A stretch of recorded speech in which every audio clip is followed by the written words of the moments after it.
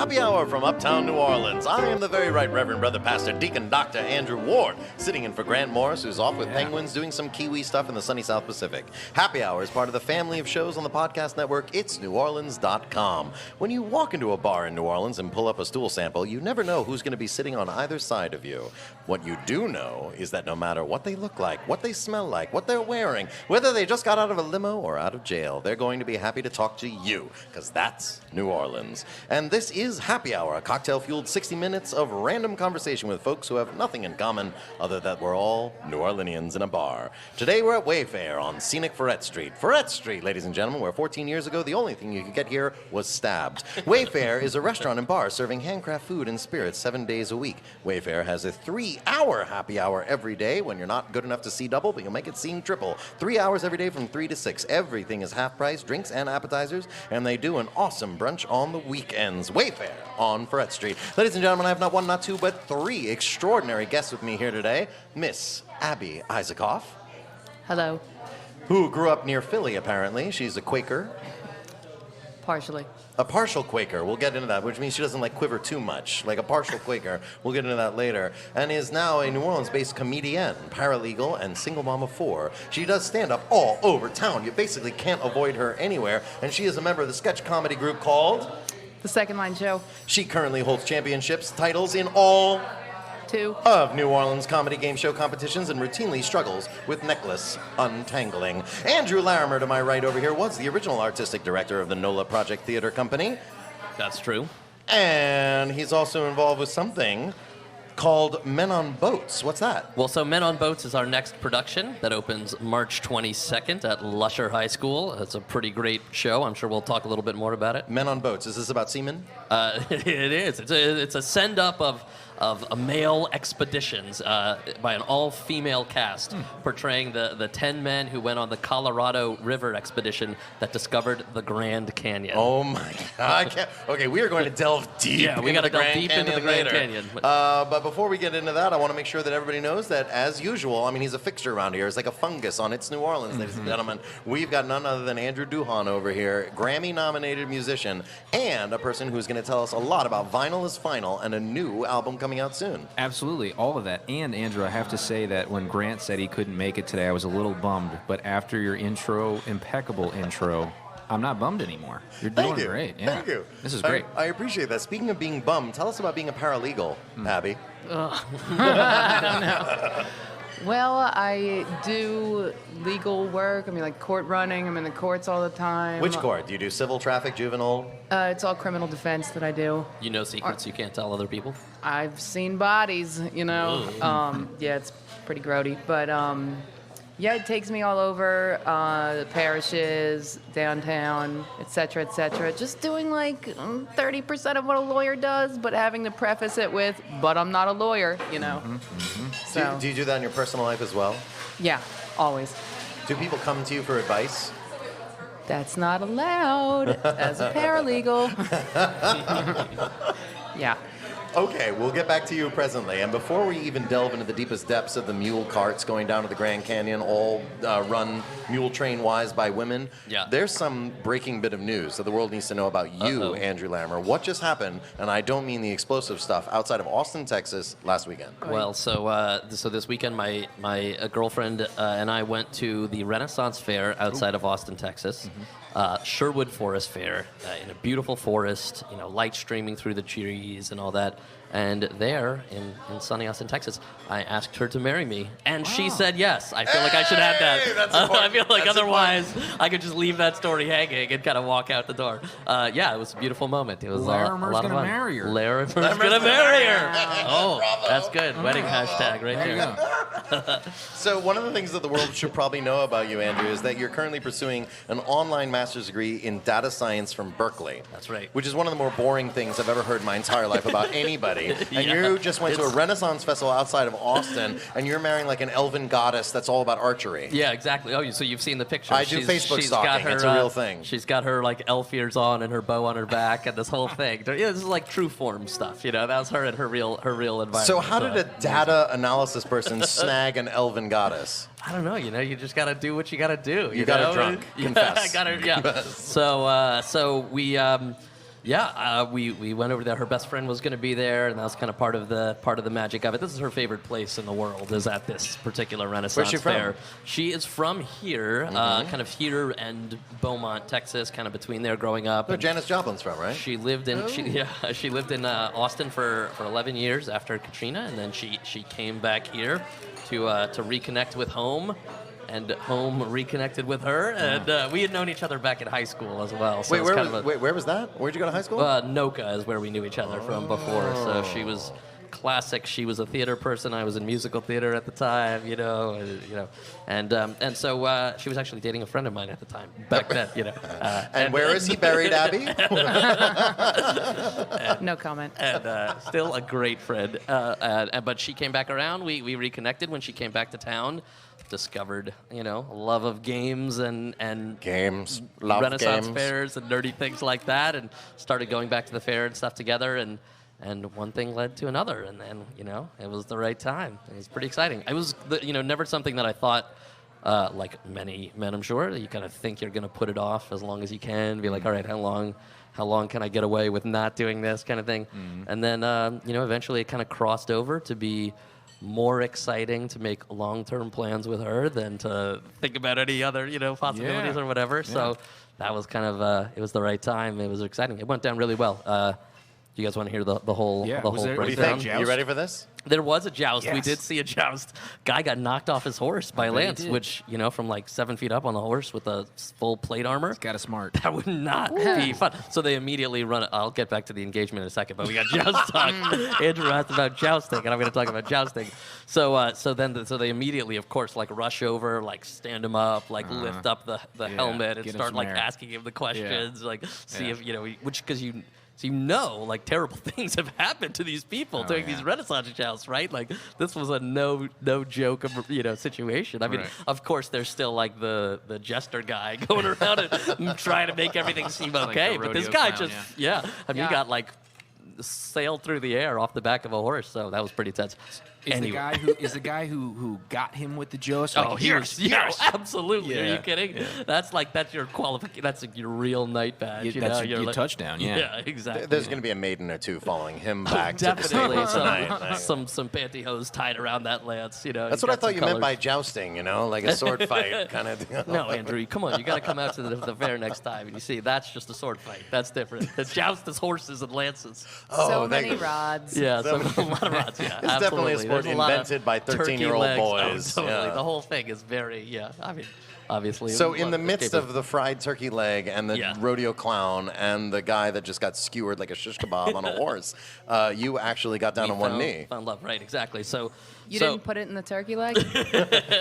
Yeah. Is that a euphemism? What does that really mean? Well, that one we did later, but that was something totally different. No, I don't even know what that would mean. So the way we did it, so her best friend was there. She kind of like braided her. We were camping, right? We camping outside the fair. So her friend like braided her hair and all that stuff in the morning. Then we went in, got a bottle of mead, like you do, just to prepare, and then kind of under the pretense of taking group pictures, found a nice, pretty spot in front of the forest. We took some group pictures, and then I said I had a quest to propose, and pulled out a scroll. Oh, Abby, it's super nerdy. Don't you worry. Keep going. And gave it to her to read. Yes.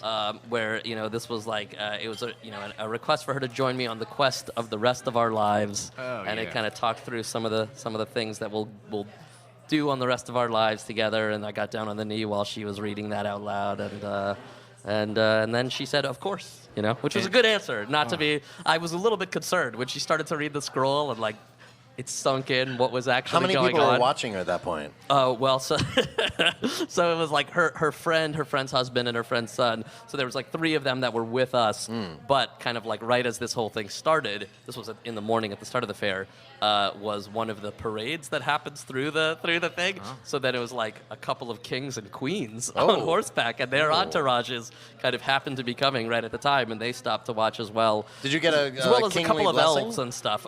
We did, but we kind of ignored them, which I feel a little bit guilty about, but no. We had other stuff that we were doing, and then some elves presented themselves out of nowhere and gave us some scones. after the whole. So was yes. there acid before? A bunch of elves yeah, presented themselves out of the woods and just gave you materialized. scones. I was Yeah. hoping for like a bugle with a ribbon hanging from it, and like he announced, "Yeah, it's happened." Yeah, Like that's the thing. in the middle of the jousting arena while that guy was getting his concussion checked out. Yeah. I just want them to joust with turkey legs. Yeah. That really would be even more amazing. And the meat is laced with acid. Elves are everywhere. Was she It wearing the essentially ears is. at the moment? She was wearing the ears at the moment, but you know we're yeah. not really supposed to talk about that. That's like secret. You know, that's not. You're not. Yeah, right. What? Yeah. Abby has a question. Abby's got a You're question. not supposed to talk about the ears? Well, it's more of just a thing at fair. Nobody points it out or whatever. You just go about it. But Oh, like, of course you were born of with course ears you're like born this. with the ears, right? Exactly. It's sort of right. polite to like point out that they're not real, right? You know. Wearing ears. No, I was born this way. Yeah. Abby, we just went really deep into the nerddom of Larimer over That's here. right. I will no longer call you by your given name. But Larimer over here tells us about some serious nerddom, geekdom, fantasydom. Do you have a dark side of yourself, a like sort of seedy, geeky underbelly that the world needs to know about? I am an open book, and I would have to say that despite the glasses, I am not a nerd. I have a loathing for nerds, some stuff. I mean, Renaissance Fair. Okay, I'm going to say Joust! Get those turkey legs. the Ren Fair, I could appreciate that. I feel inadequate in my costuming, though, so I feel like I would go there and just be self-conscious the whole time because I would just be wearing, like, a potato sack or something and be like, I'm a serf, whatever. You know, I don't know. I've never been, but, like, the nerd label, I have problems with the nerd label, okay? It's overused. You know, once, I remember a couple years ago, I read some stupid interview in, like, the back of People magazine or something with some athlete, and he was like, you know, I've always been into, like, multiple sports. I'd say I'm a sports nerd, and it's like that is the world has turned inside out. No words Yes, have meaning upside down anymore. times, Yeah, you're right. Advantage of the inverted nerd pyramid. Yeah, to exactly. Really, Yeah. So I mean, to say geek nerd, you know, Well, then, do you have a self-classification? I mean, if you're not a nerd, you're not a geek. What are you? thought. No, I don't know. No, I'm not. I don't need to explain that. But what am she I? defies I'm labels. I'm a dilettante, I would say. Skater on the edge of various communities. Gadfly. I don't know. That's good. Yeah. Skater, good. We're- skater Thank dilettante you. is real good. Skater Yeah. dilettante on the edge of nothingness. Yeah. On the void. That's extraordinary. Uh-huh. How very existential. Thank you. Nothing means anything. So, yeah. Nihilism. Drink to that. Andrew D., Mr. Duhan, were you a geek at some point in time? Were you a nerd? Were you a dork? Well, yeah. I was a mama's boy. Tell me about your mother. She's a lovely woman, still married to my father. you That's know, extraordinary. Lived a charmed life.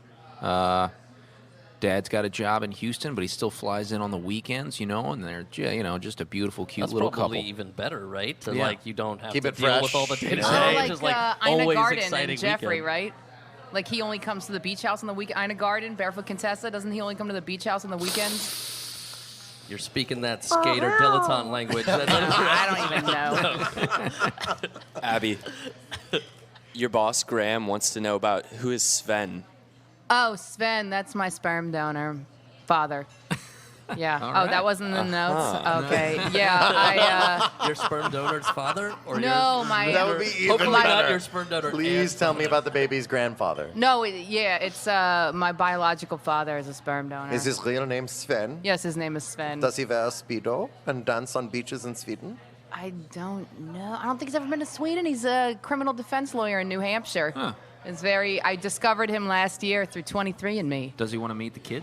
Oh, he's met my children. Oh, Yeah, good. no, it was a whole thing. I mean, like I found out when I was a kid that because I was raised by two Jewish parents, right? And my in mother Quakerville, outside of Philly. in Quakerville. Yeah, that's right. In a friend's meeting house, right? Yeah, with Richard Nixon. No, but my mother is like under 5 feet tall, right? And they're all like skinny, tiny little like brown Jewish mouse people, and it's like, here I am, this giant, like busty blonde Aryan Nation poster child. Exactly. So it's like, where am I from? And I have like 2 sisters, and we all look nothing alike. So one day, my mother, I don't need to go into the details, but she, told me. Have another drink. Go into the details. Make it happen, honey. She told me that, that I was biologically the child of a sperm donor. And, I thought I would never find out. And I joined 23andMe 2010, and then I just sort of forgot about it because when you have Jewish relatives, it turns out Jews are so Ashkenazi Jews, Eastern European, are so interrelated that you end up with like 1,000 distant cousins. So I'm just like sorting through them, clicking on each one, and nobody's turning up anything because it said, my results said you're only half Jewish. So I was like, well, duh. I mean, look at me, Aryan poster child, like you said. So last year, I'd forgotten about it because, I got like a life and like moved down here, got a divorce, lots of drama, whatever. So I wasn't exactly checking this thing that wasn't yielding anything. Then in March of last year, I got a National Geographic magazine that my mother had subscribed to for my kids, and Vikings were on the cover. And I was like, oh yeah, that always makes me think, because I always thought maybe I'm a Viking. I don't know. Yeah, you feel the call of the sea. Exactly. When you're nearby. Yeah, very much. Marauding and pillaging and stuff is big. House Greyjoy, which is not like, my nerd defense sort of. Yeah, confess! You completely revealed yourself. You've shown your butt. Oh my God. Exactly. The Viking marauding, half Ashkenazi. Yeah. There's a lot of conflict in you because there was a lot of marauding of each other in that historically. Or maybe just like one side of Northern Europe, marauding. I don't know. I don't know if they got to the Middle East. I haven't looked into it, but I mean more like Poland and like the Hanseatic coast. Not a history major here. So. But anyway, so I checked the account in March of last year because it was on my ex-husband's email address. The 23andMe account. Right. I hadn't checked it in several years, and I found a cousin who was not Jewish, or like a second cousin. So I emailed him, and I said, what's the deal? Like, do you know anyone in your family, maybe an uncle or a cousin, who donated sperm? And he's like, well, I'm on here because I donated sperm in the 90s. So it turns out like these people are just like this, the McPoyle family on Always Sunny? Yeah, well, that's always what I wanted, was just like a weird, like, unibrowed freakazoid family, sort of, with like mandolins, drinking milk, and bathrobes. Like, that was my dream. And I feel like I've achieved Aim high, it. Abby. I think it sounds like you're on the right track. So he was like, well, I'll ask my cousins. And the next day, this dude, Sven, bombards me with like all these pictures of himself. And he's like, maybe? And I'm like, where's the context here, dude? Like, who are you? But he sent That's all it said? It was pictures of him with the word maybe. Yeah, on Facebook. So he Facebook stalked me. I've done that to so many women, and they just block me. It doesn't work out for me. Well, did Sven explain how many people he had tried that with before? No, but so I was looking at his pictures, and it's like I have like this bump on my nose, and he has like the exact same nose, and I was like, okay, so I teared up. I was like looking at it in my car. Yeah, exactly. So he sent his DNA in, and it was a match. Wow. Amazing. So when did this happen? Odds, huh? Last year. Like almost the anniversary's coming up at the end of this month. But wait, how did this cousin know the sperm donor from the 80s? Apparently everybody in that family had been a bunch of squirters. Oh, okay. Jism like flying the through the air. Vikings do. That makes sense. Exactly. Like to spread the seed. I mean, we have very strong. I've got the hybrid vigor. I mean, it's, that's why I had 4 children, even despite though they have hating only, children. Yeah, so. Oh my God. Yeah. I mean, you gotta when you have the gift of like golden DNA, you have to spread it. I don't know. Even if the sperm count is low, like they have like 3 sperm, but they're all hammerhead sharks, and they just go right Each in one there. Is big, All the and has horned shields and stuff. helmet. They are right. Yeah. The maraud the coast and get it done. Well, Exactly. congratulations. Yeah. How do you feel about this? Oh, no, it's really good because it fills in. I mean, I always felt like I didn't fit in my family and like I didn't look like anyone. And here, this dude, I mean, there's a picture of me. Like my high school, he sent me so many pictures before I eventually met him in June of last year. Exactly. And he's got this weird high school senior portrait of himself. And it looks exactly like mine, except I'm You were saying you used to be a nerd. I was a goth, so I had this giant See, more and more truth comes out. I'm a Gothic nerd. Greyjoy. That's Yeah. a kind of nerd. By way of Sweden. My Yeah. God. Well, he's a quarter Swedish. He's actually Sven the fourth, and then I also have a half brother named Sven. So it's just like tons of Svens. What are the other 3/4 of Sven the Fourth? Amish?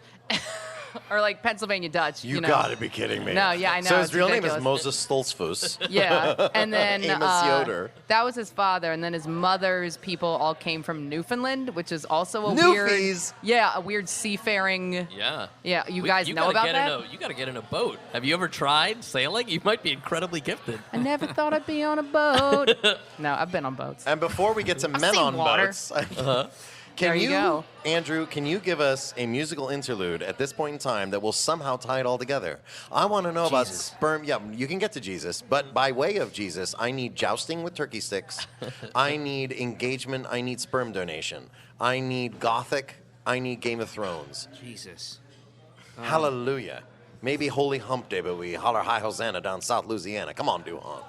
Well, you're asking a lot. I think I'll play you a song, and I'll do my Let best our to. imaginations do the rest.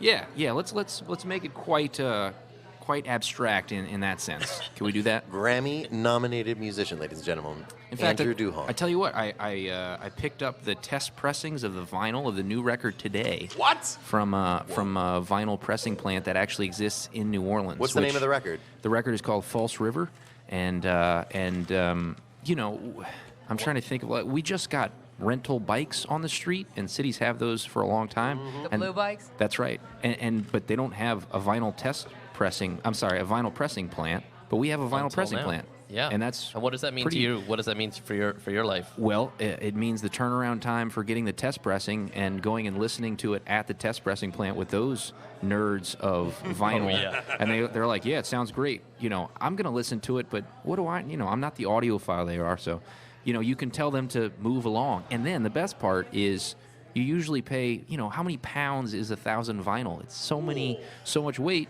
It's like $800 shipping. I'm picking it up. I love that. But anyway, I picked up the test pressing today. I'll play the last song that's on that record that is not out yet. But of course, I wrote the song, so I'll play it for you.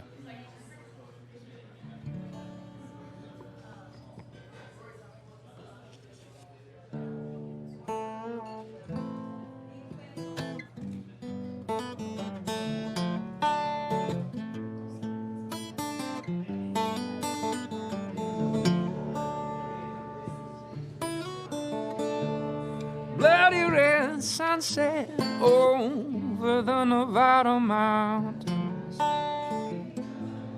pretty as a pastel torn across a rough edge. Oh, look at me now, I'm lost and broken down. In a valley there were easy ways around. Easy ways around the trouble and the shape I'm in. But they don't go to places I've been. Easy ways around the trouble and the shape I'm in. But they don't go to places I've been. Forbidden taste. You kiss my cheek and then you kiss my face, until there was no face left to say. Oh, look at me now, I'm lost and broken down. In a valley there were easy ways around. Easy ways around the trouble and the shape I'm in. But they don't go places I've been.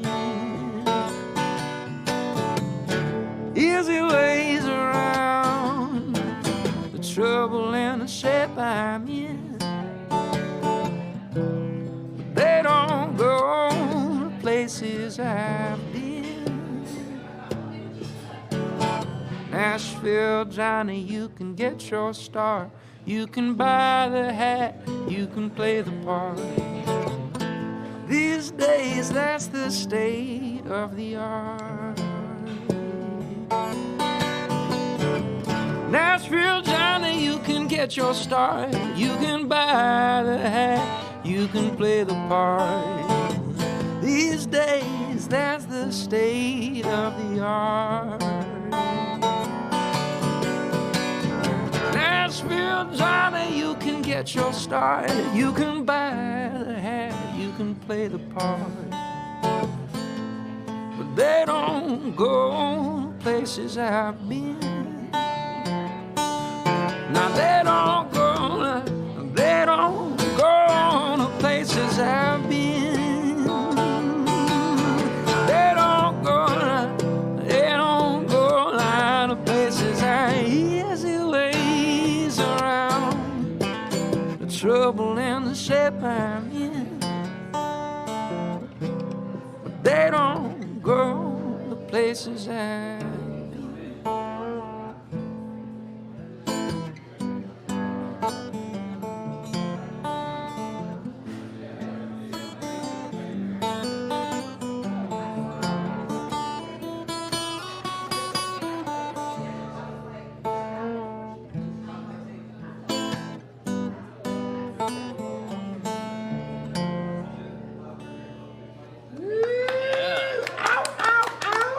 Hey, thanks, y'all. That was fantastic, Andrew. Where can we get this album when? So it'll be available everywhere May 25th. So you can steal it for free May 25th, or you can come get the physical copies during Jazz Fest. In fact, that first Sunday at Jazz Fest. Let's see. So we'll play Saturday at Jazz Fest, but Where? Sunday, Which stage? It's the Lanyap stage. Right on. And Sunday, there's an event that we're doing called A Needle Falls in the Forest, where instead of doing a CD release party, we will do a listening party, which nobody likes listening parties. That's a dumb idea. Unless you set up a turntable somewhere in the forest, right, and hang a little chandelier from the oak tree. Who's ever listened to a vinyl record in the forest? Nobody has. I haven't. Nobody's ever done that. David the Gnome. Oh, yeah, maybe so. Okay, but David is invited, as well as everybody else is invited to A Needle Falls in the Forest. Where? Which forest? Somewhere in the forest Like, of City God, Park. okay, at least in City Park. I thought he was just going to leave it at somewhere. I was like, this is a great concept. It's But like come so on, far I don't know where to south, go. it's You got to give us a somewhere. little bit of a hint. A path will light up with Just- you just know. fireflies. Yeah. just Oh, I like directing that. you Loud. there. Yeah, That's I awesome. hope you'll be there And before it's it in even City makes Park a sound. somewhere. Yeah. You know, City Park is just bursting with all kinds of great stuff recently. Like, there's a guy who's at this table right now who isn't you and isn't me and isn't Abby, strangely enough, Right. who's involved with something at City Park right now involving history choo-choo trains. That's right. So this is a play that I'm writing with the Friends of City Park. That is called City Park's Historical Musical Train Tour. This kind of came. The idea was that City Park has this pretty amazing, interesting history. It factors importantly into the history of New Orleans overall, but not a lot of people know about it. So they came to me because I do a lot of outdoor theater stuff. And Casey Duplashane, who's the executive director over there, has worked with me on some of those productions. And she's like, let's do an outdoor show that tells the history of City Park. And I think that it should be on the train, the little miniature train that leaves the amusement park there and kind of drives around the bottom 10th of the park. And we were like, great, let's do this. And then as we started working on the history, we were like, this should be a musical. And so we recruited Paul Sonyat, who is... I like to describe him. I don't know if he's heard me describing this way as the New Orleans Randy Newman, but it's this like piano music that's very lyrically forward and all kind of like sardonically funny while also being, emotionally rich. And That's great. And so he's great, and he happens to also maybe just mention the executive director of the Botanical Gardens, so he knows City Park intimately as well. For sure. So we roped him to write the music. We just cast our tour guides. I think I know one of the tour guides on there. Oh, Tracy Norwood, isn't there she you doing go. that? Yeah, she's one of the tour guides. So I saw it on Facebook. awesome. It yeah, must be true. It must be true. You've Yeah. got corroborating evidence.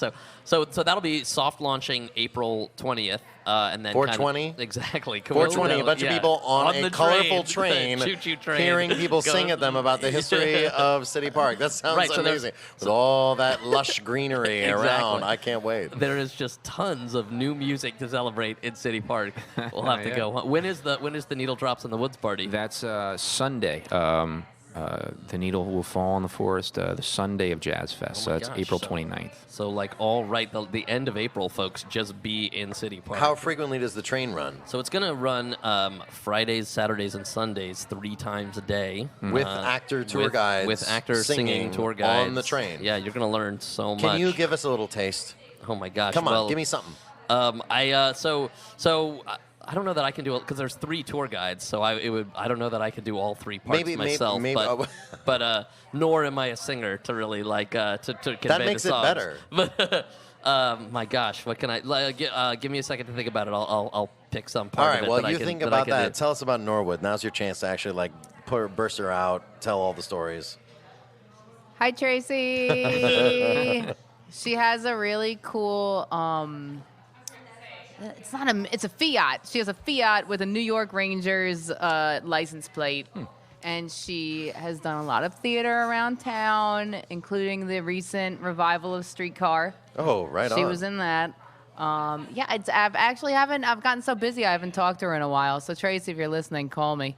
And so now she's going to be singing on a miniature choo-choo train going through the 4th largest municipal park in America. That's right. It's right up her alley. I'm sure she's thrilled with the role. Oh yeah, she's having fun so far. So I can't sing anything for you, but I will tell you a couple of stories. I or love can tell you a trivia. story. Give us a nugget. There was a period of time after the Civil War when first the land that was going to be City Park was mortgaged to buy the land that became Audubon Park and Tulane University, and this was some super shady Reconstruction stuff. It was a couple of believe friends it. of the acting Shocking. governor. Yeah, right, exactly. So then, That was when the whole place was under Republican control, right? yeah, right. Yeah. So then there was this. So there was like no money. Everything was bankrupt. The park was falling into total disrepair because after this corruption scandal, it was given to the police, to the commissioner of police, to kind of take care of the park. But the police Great didn't have idea. any budget to like take care of this park. So they were like. They worked out a deal. The police worked out a very New Orleans-y deal to have this other guy come on board and take care of the park in exchange for being able to let his cows roam over the city park. And that guy was like, "This sounds like a great deal. Yeah, I'll take care of this. My cows go here." Then he immediately turned around and worked out a deal with somebody else to take care of the cows for permission to open a coffee shop on this park. And so somebody else did that and started running this coffee shop, and then was kind of supposed to take care of the fences and all that. But that guy was obviously more motivated to make the coffee than take care of the fences. So soon all the fences were falling apart, and the cows were roaming just everywhere. And all these people trying to like come walk through the park and enjoy were stepping on cow dung, a lot of cow dung, especially with all the ladies with their long dresses, kind of dragging their dresses through the dung. Not the People best. were complaining. Nobody liked that. Also, these cows were pretty territorial. So Oh, no. people were routinely being chased by cows or pursued by aggressive cattle. And that is ultimately what led to the forming of the City Park Improvement Association, which still runs the park today. Bullshit. So there you go. That's a little taste It of the was history cow of the park. dung. It was the cow dung. That's that really did it. amazing. That was the one thing New Orleanians couldn't stand. It was like swampy for a while. They were cool with that. My God, we are a crumbling, a city with no infrastructure, prone to fires, floods, Indian attacks, slave uprisings, civil wars, fires, and did I mention fires, floods, few times, hurricanes, the occasional sewage and water board upheaval, and they were concerned for a little poop That's in right. the park. That's what, yeah. Well, that's a great time to let everybody know about our supporters, ladies and gentlemen.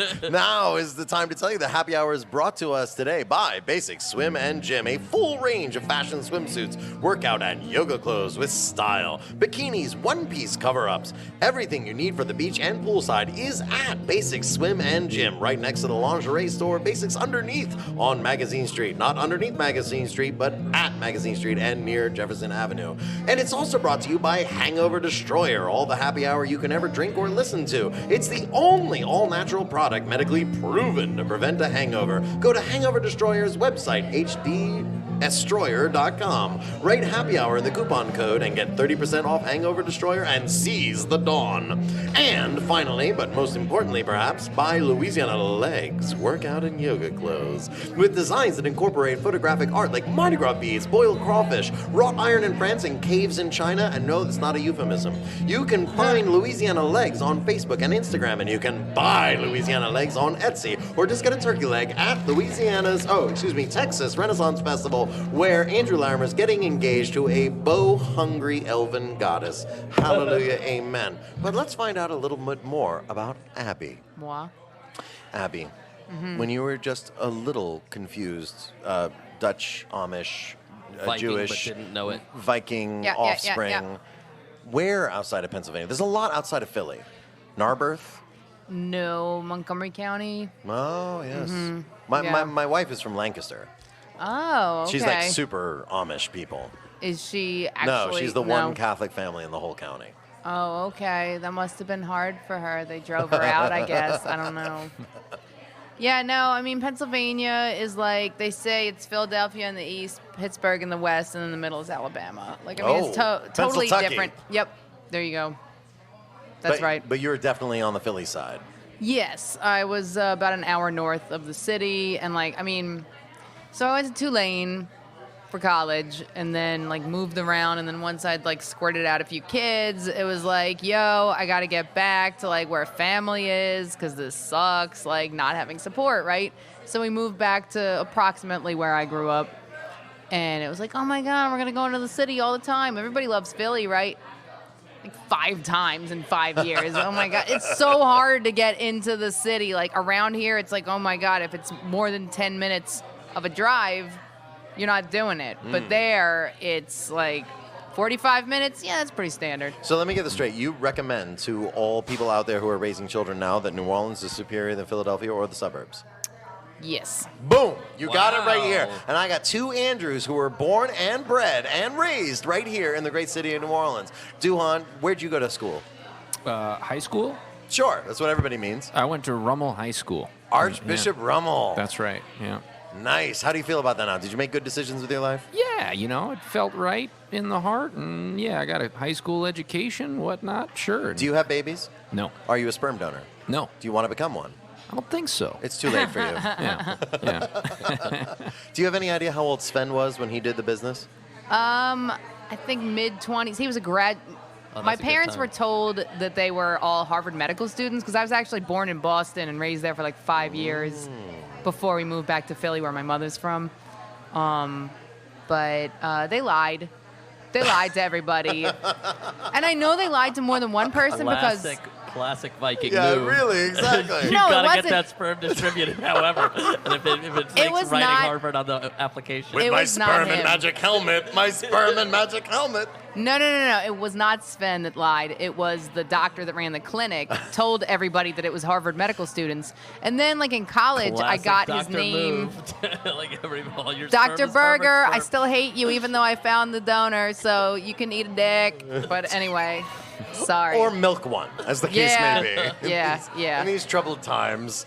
No, but I called him, and I was like, so it was Harvard medical students, right? That's what my parents said. He's like, oh, no, it was whoever. And I was like, great, you know, and this was, you know, years before I found out, so it was pretty upsetting. But I know that they told everyone that, and it wasn't just the fact that my parents took a lot of Quaaludes and couldn't remember, you know, because right after I matched with Sven on 23andMe, this Yeah. random donor brother popped up too. This dude in Hawaii named He Richard. He also sent pictures with maybe. Wait, let me get this he's straight. dead. A guy from Hawaii named Dick sent you some pics? That's right. Okay. I got dick pics from the islands. Hell That's yeah. right. Yeah. And he was also a genetic match. Well, he was also from Sven's donate because Sven had 3 kids that he raised, but then he had been donating for like a year. Wow. And this other dude was like, hey, I guess I'm your half brother. And it was so weird because, like, if I hadn't taken the initiative to go online and gotten that Viking thing, like, I wouldn't have had that match with Sven, but Richard still would have been a match for me, like, right around the same time. Amazing. And I was on there 7 years and got no solid leads. See, I mean, I guess one of the most extraordinary things that I'm hearing right now is the modern era. We're dealing with an entire new sense of what family is, how we connect with people that we're supposedly related to. Are we related to people based on ideology, based on DNA, based upon geography?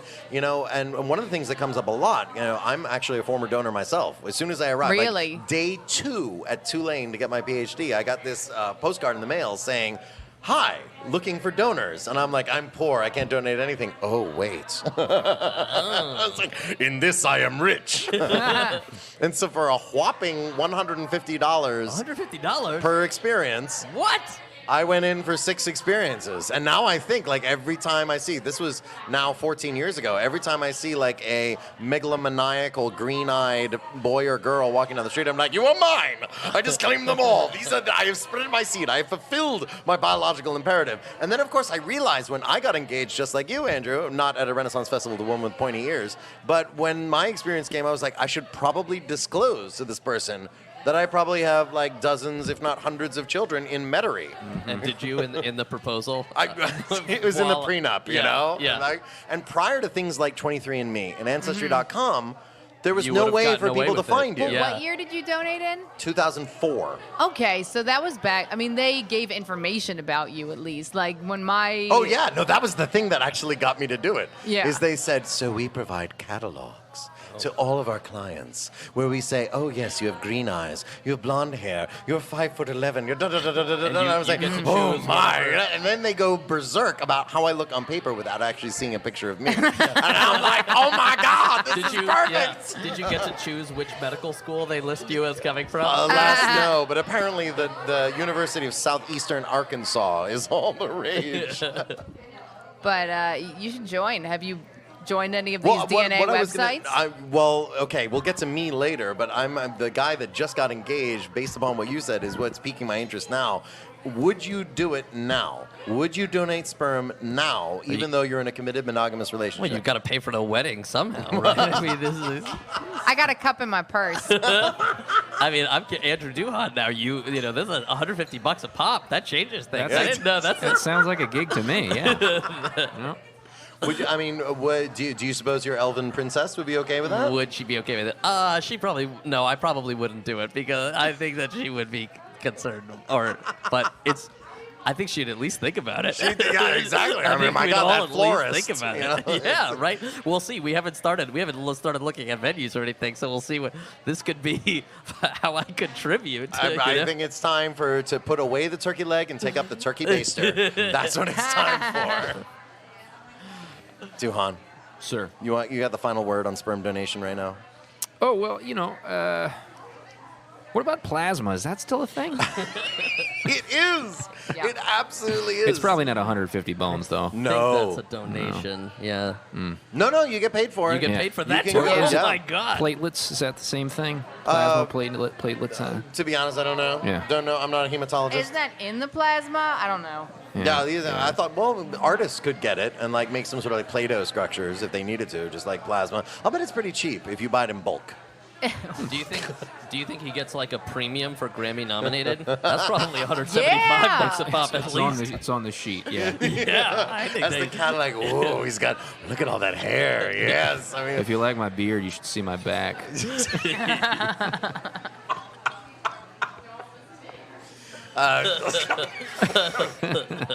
yeah, Taylor braided her hair before. Yeah. Now I guess it's Andrew's turn. That's right. That's extraordinary. You know, now I'm choking on the very concept of it. I got a hair in my throat. I'm wondering if you have something that you've never recorded before that you might be willing to share with us. I'm so glad you asked. Actually, it's my habit. One of my favorite parts of coming on this show when I'm in town is... And you've been on the show, what, like 734 times now? You know, I came as a musical guest years back, and Grant had said, it was my second time on, right? And Grant said, oh, man, if I had it my way, you'd come on every week. And what he didn't know is Christian, the music guy, had said the same thing via email. So I just called both of their bluffs, and I said, I'll come. I'll just, be your like little troubadour co-host and have a free beer and meet interesting people. And so that's the way it's been. But it pushes me to write or finish a new song. Good. Have a Very new draft. cool. So that last one was obviously on the record. It's not a new song, but this one is a new song. That last song, by the way, no pressure for what you're about to do, but that last song was truly fantastic. Good. Thank you. Thank you. Really, I'm glad you really liked it. soulful, excellent. And, here we are in the scenic Wayfair on magnificent Ferret Street, and it sucked everybody in. And we were Good. right there looking over the mountains of Nevada Yeah. and seeing Johnny Nashville take off his hat. That's right.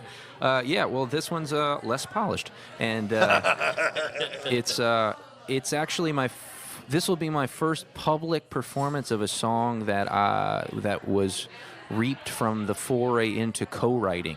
So I haven't been far down this road yet, but I'll go to Nashville, and there's a specific office that hires songwriters on a publishing deal. And I'm not one of those guys, but I'm one of those guys that they'll put into their office with another one of their writers, and we'll write a song together, right? One of my favorite writers currently in that group is a guy named Waylon Payne, and we wrote this song together. And it's just interesting. I think a lot of people, everybody's creative for different reasons, but for me, writing songs is all about figuring out what it was I had to say.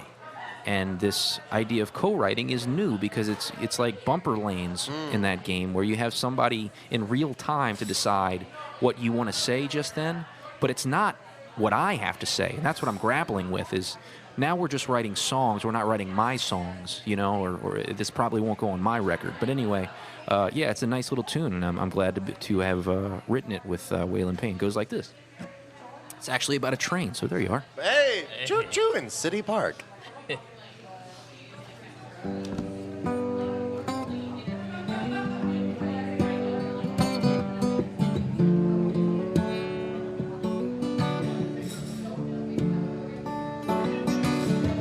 Mr. Ticket Maker, can you make me out a ticket to some place that feels new?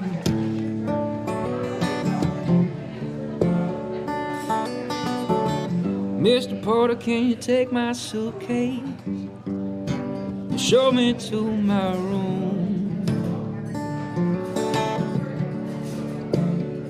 I'd like to bed down before the sunshine, wake up somewhere new that I know I've yet to find. On the sunset liner, on that westbound train, on the sunset liner, on that westbound train.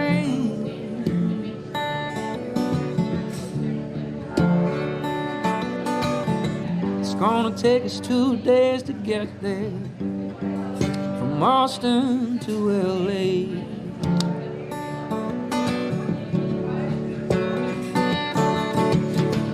Take a ride through the Pima Canyons, stop at Needles on the way.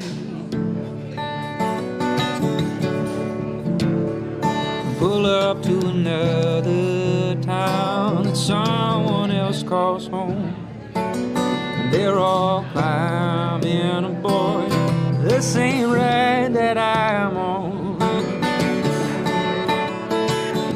On the sunset liner, on that westbound train, on the sunset liner, on that westbound train.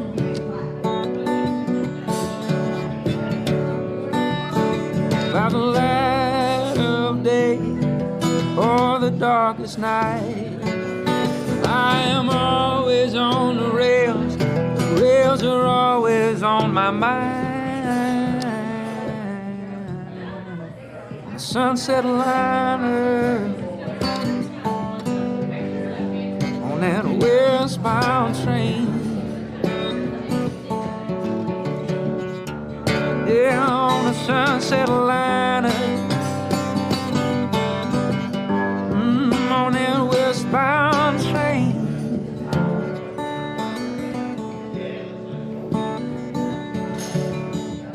Mr. Ticket Maker, can you make me out a ticket to some place that feels new?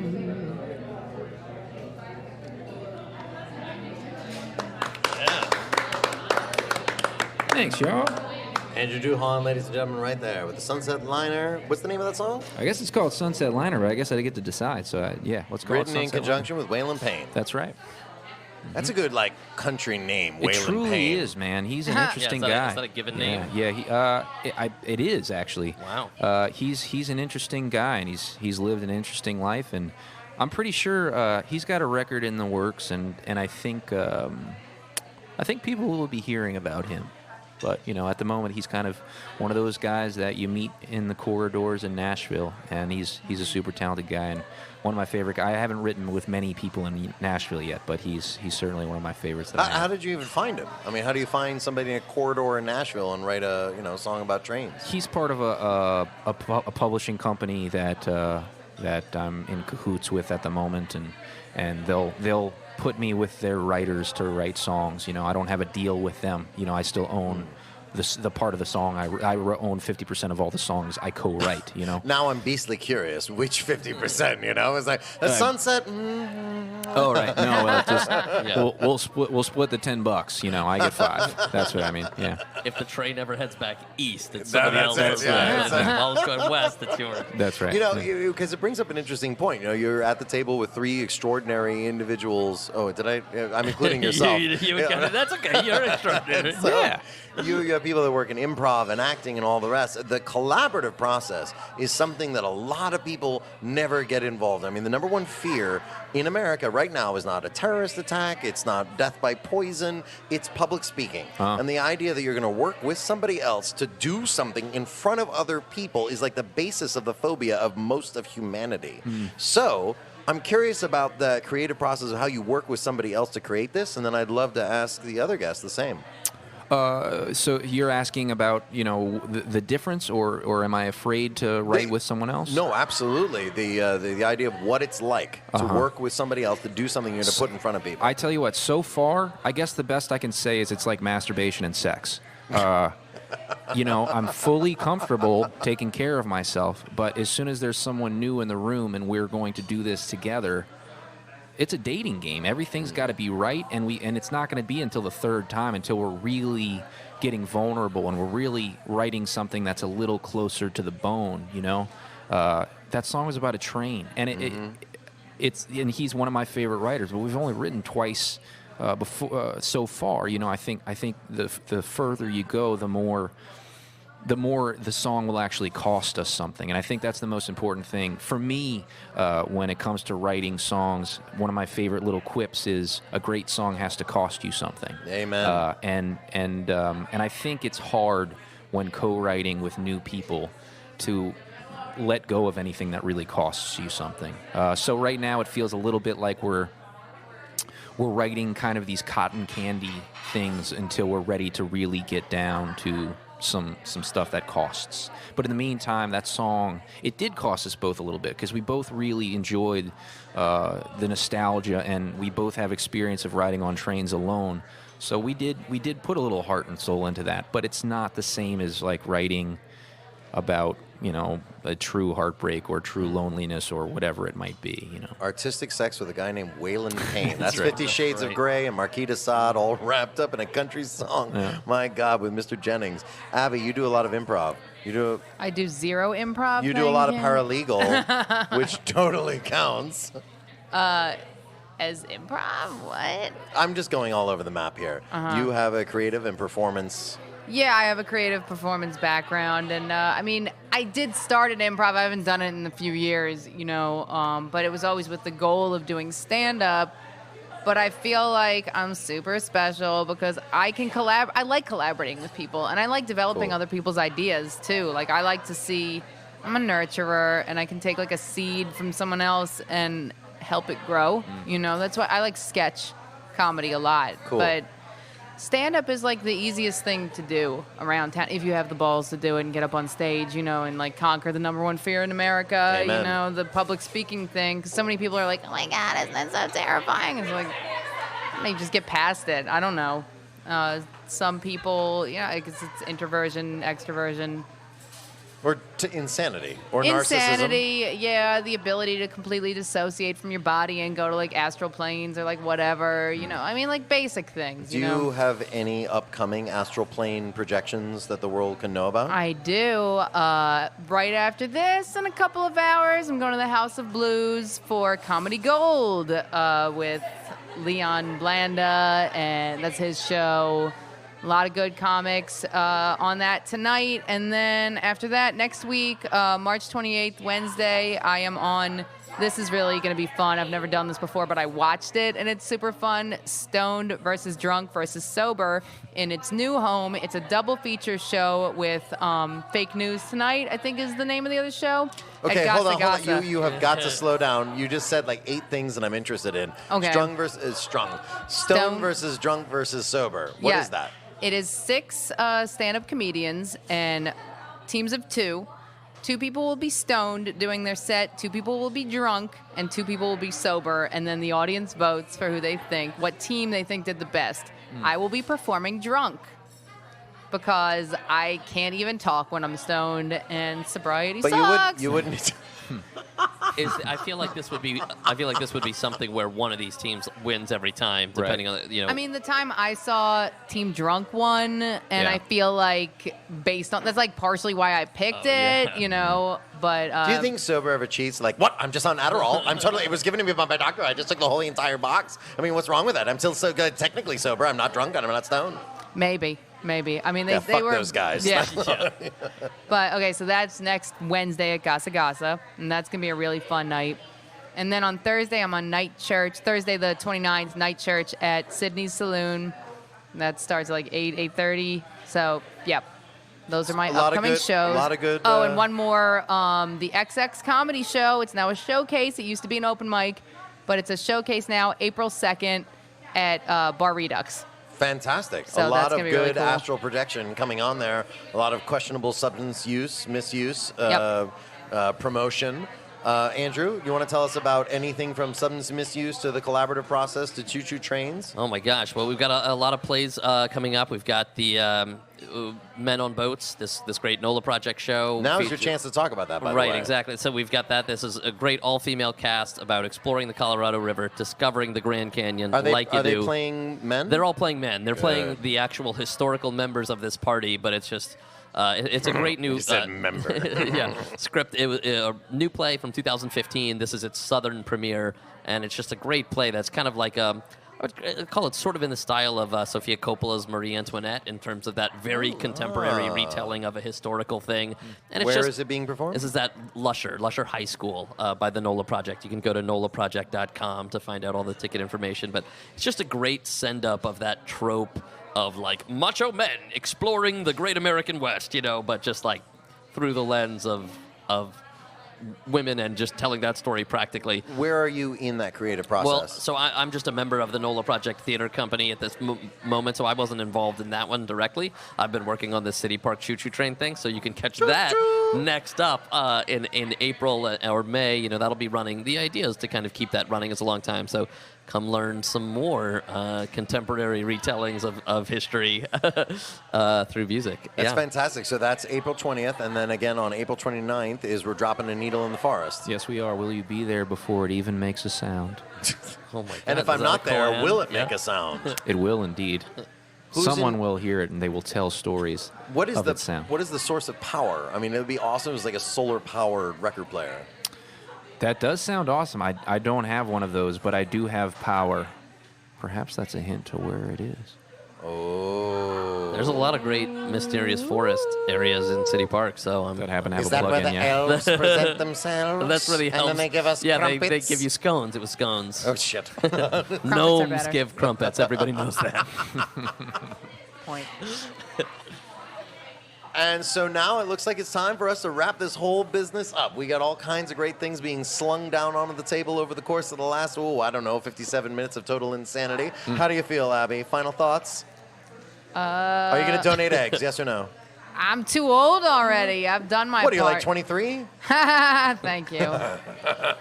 No comment. Duhan, final thoughts. Anything the world needs to know?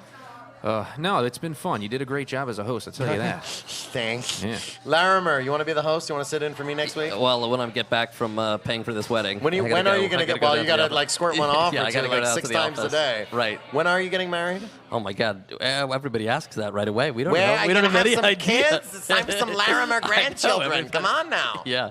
No, it's right now. What was it? Larimer going to marry her? Larimer's gonna marry her. Larimer's yeah. gonna marry That's her. all we know Hashtag. so far.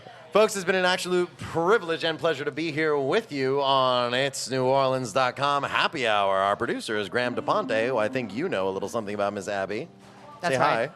Hi, Graham. Our associate producers, Allison Moon and April Stolf, and music director, Christian Unruh. Technical director, Thomas Walsh, sitting over there with the most fabulous beard and wingtip hair. And then we got Facebook Live feed director, Asher Griffith, right there. Actually, his beard is more impressive than any other person here, except for maybe Miss Moon. Now, we got over here, fact checker and social media connector, Andrew Sirach, sitting over there, Tulane grad himself. Theme music was written by and being played by Mitch Foreman. If you'd like to be on the show, drop us a line. Our address is on our website, which is itsneworleans.com. Check out other happy hours and other shows. Out to Lunch with Peter Raschuti at Live at Commander's Palace, the award-winning Death the Podcast, named by Paste Magazine as one of the top 40 podcasts in the U.S., and Louisiana Eats with Poppy Tooker. You can also find other great Louisiana podcasts at itsacadiana.com and itsbatonrouge.la. Keep us on Facebook, Twitter, and a bunch of other time-sucking social media. On all of it, we're It's New Orleans. You can find photos from this show and others on itsneworleans.com, and our Facebook page photos are taken today by, yes, I've mentioned her twice already, but twice is nicer, Allison Moon. If you're listening to this on your podcast app, thanks for subscribing. Take a moment to rate and review us. That helps other people find us too, and we want the world to know what we do. This show was recorded live today at Wayfair on Fred Street in Uptown, New Orleans. Happy Hour is a production of INO Broadcasting for It'sNewOrleans.com. For Andrew Duhon and everyone around this table, Abby and the other Andrew at Wayfair and back at our office on INO Broadcasting. Thanks for joining us. I'm Andrew Ward. Grant will be back next week, maybe if the Penguins let him go. I hope you'll join him and the rest of the crew here and then for more Happy Hour. Thank you, and good night.